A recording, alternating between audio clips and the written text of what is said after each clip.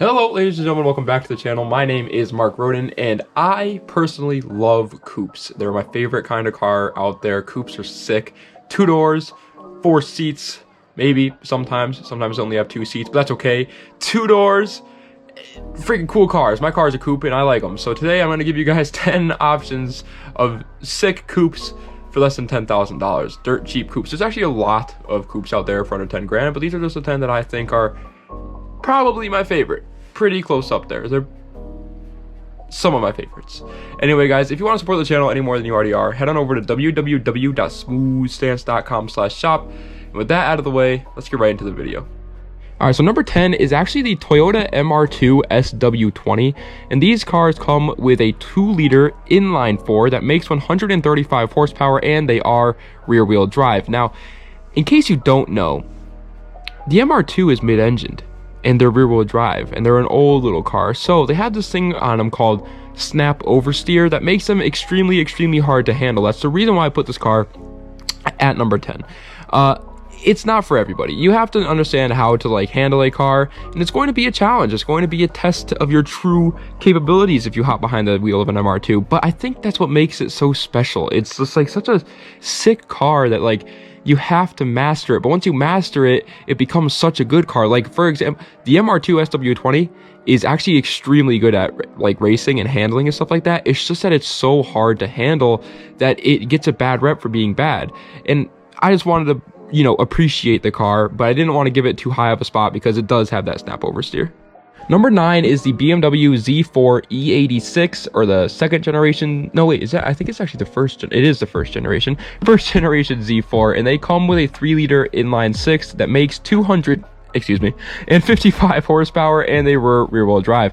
Now, every single Z series BMW is extremely underrated. The Z3, the Z4, that's it. That's all the Z's. But there's the Z8 too, but that one's $5 million. But the Z series is so underrated, bro. The freaking Z4, it looks amazing. I'm not 100% sure how great it is in terms of handling and racing, but it's a freaking BMW, so I guarantee you can tune that engine to be miles better than it is stock. And so everybody else always looks at the 335i, well, the 3 series in general, actually, even now the 4 series, the 5 series, they always look at those, but they never ever look at the Z series. The BMW Z cars are sick.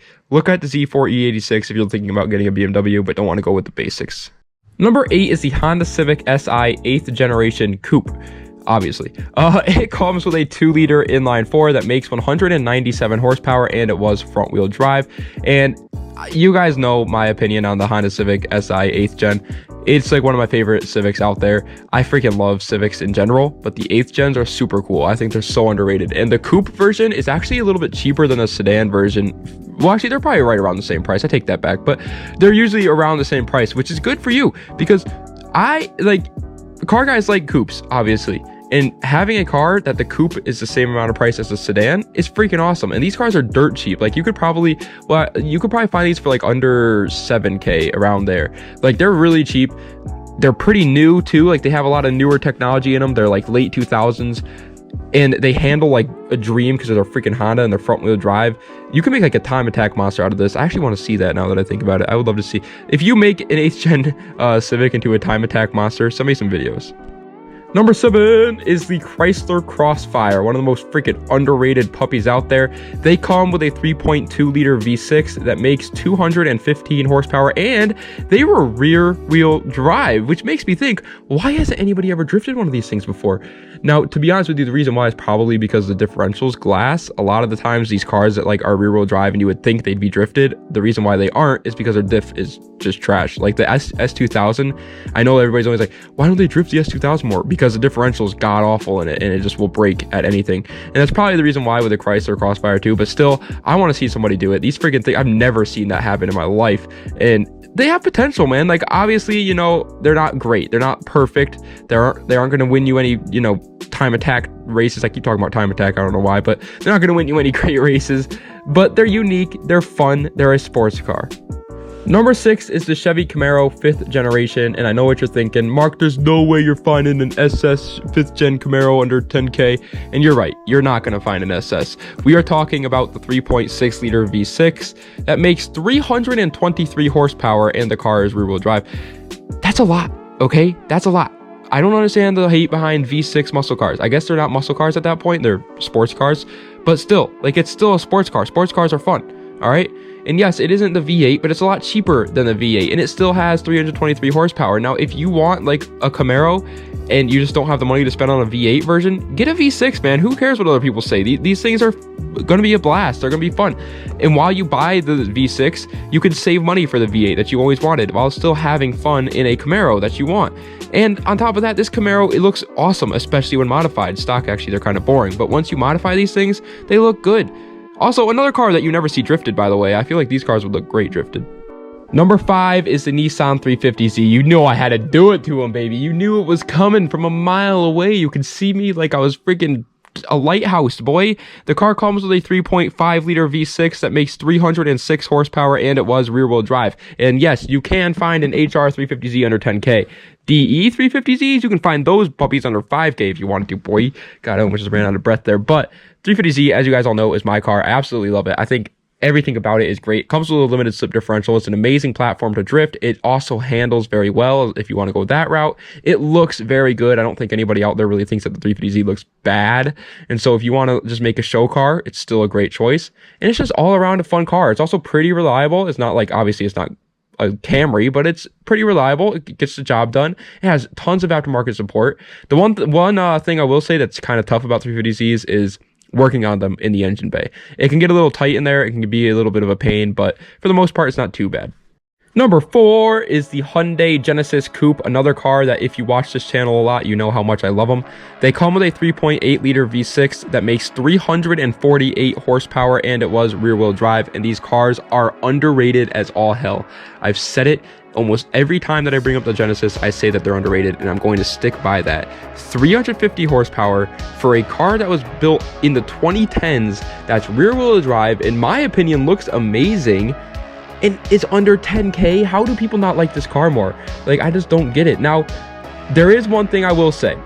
The engines in the Hyundai Genesis Coupe are nothing special at all. The 3.8 liter V6, in order to make any sort of power, you have to get a turbo. And even then, it's not going to build power reliably. And the inline 4 is a little bit better, and you can make a little bit more power, but still nothing that's, you know, spectacular. And so it does make sense that people don't really love them too much, but man, they deserve more love. Third place is the BMW 335i E92. This freaking thing is just rowdy. People that own these cars are menaces to society, and they come with a 3-liter twin turbocharged inline 6 that makes 300 horsepower, and they were available as either rear-wheel drive or all-wheel drive, but you better get the rear-wheel drive one. Be a man. And in case you don't know, the engine that comes in these cars is actually the N54, which a lot of people, you know, will say that it's like the German 2JZ, right? It can handle insane amounts of power without having to touch the engine, all for relatively cheap. Cheap is a loose word there, but the one thing that is bad about it, though, is if you don't plan on making like a race car or a fun, you know, high-powered car that's, you know, like going to be a weekend warrior, then this is not a good choice. So if you're thinking about getting one of these as like a daily driver, then I would recommend staying away from the E92.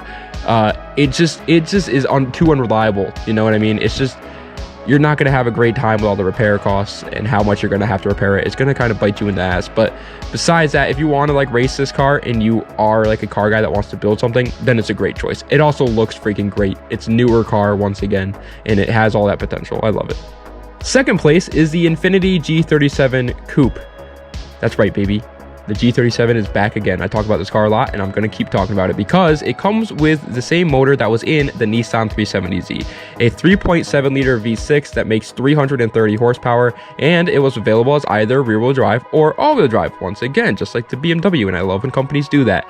But in case you don't know, a lot of people say that a lot of people give Zs a bad name because they don't like the cars. They just don't like the owners of the cars, and so they'll talk a lot of trash about, you know, the engines that go in the Zs. But, and you're 100% honest, I'm being 100% honest with you here, the 3.7 liter V6 that's found in the G37 and 370Z is a very good engine to build power on, is a very good engine to have a bunch of fun in, all for relatively cheap. Once again, it does kind of suffer the same fate as every VQ ever has, and that is that it's going to be tight engine space. It's going to be a lot hard to work with, but once you do start to work with it, it can build power pretty reliably. People have gotten these cars up to 800 horsepower on stock internals. That's pretty damn good. Also, the G37 Coupe just looks amazing. It's still comfortable too if you want a daily driver. It's comfortable as hell. It's pretty damn reliable. Looks great. It has all this new technology and features and stuff, and it's an Infiniti G37 Coupe, baby.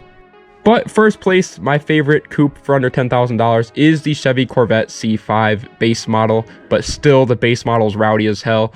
It comes with a 5.7 liter V8 that makes 350 horsepower, and it was rear wheel drive. This car was built back in the early 2000s, by the way, okay? Like, and it beats all the cars on this list in terms of horsepower. It's also one of the lighter cars on this list, has one of the best aerodynamics on this list, has an insanely, obviously tunable engine, the LS. It looks sick. It has pop-up freaking headlights. People are finally starting to realize how awesome Corvettes are and are starting to drift them more and like use them for more things than just drag racing, and I love that. But geez Louise, the C5 Corvette is sick. My uncle has one. It sounds amazing. He loves everything about it.